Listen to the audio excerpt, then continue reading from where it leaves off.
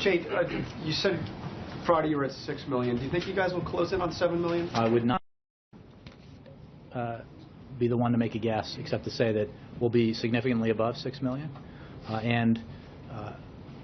While I think some of the reporting has made it sound like 6 million is somehow falling short, I think that if anybody in this room, if I had stood up before you in November and told you that we would be above 6 million on March 31st, you would have laughed me out of the room, and probably had reason to do so. We were in a bad place in October and November, and it speaks to the determination of the president and his team to get it right, that we are where we are, where we're seeing, as I showed you earlier, lines of people signing up for quality, affordable health insurance. We're seeing remarkable volumes on at the call centers and online, and we're going to have a very strong number when this period ends.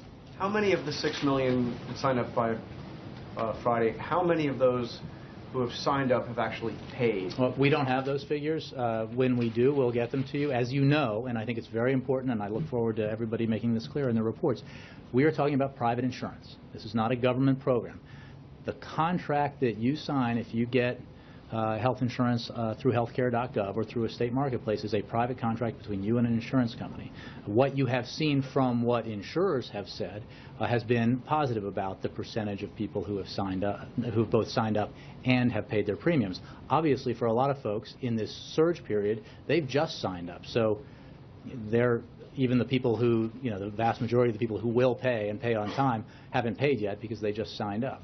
So we don't have any concrete numbers yet. Those numbers will, of course, principally come from the issuers themselves. But we believe, again, that we're going to have significant numbers both of people who have signed up and of people who have signed up and paid. And how many of those who have signed up were previously uninsured versus had their old plans canceled? John, what I can tell you is that we expect there to be a good mix of people who were previously uninsured who now have insurance. Certainly there's a significant number who now qualify for Medicaid in those states that expanded Medicaid, who will have insurance who didn't have it before. In some cases it's hard to measure this because you're trying to, it's kind of a counterfactual, because every year prior to ACA people lost insurance, and if there had been no Affordable Care Act, that cycle and process would have happened just as it had in every previous year. What would be different is, absent the Affordable Care Act, they wouldn't have the options available to them now. So it's a tough number to measure, but as we get more data, we're going to provide the data that we get.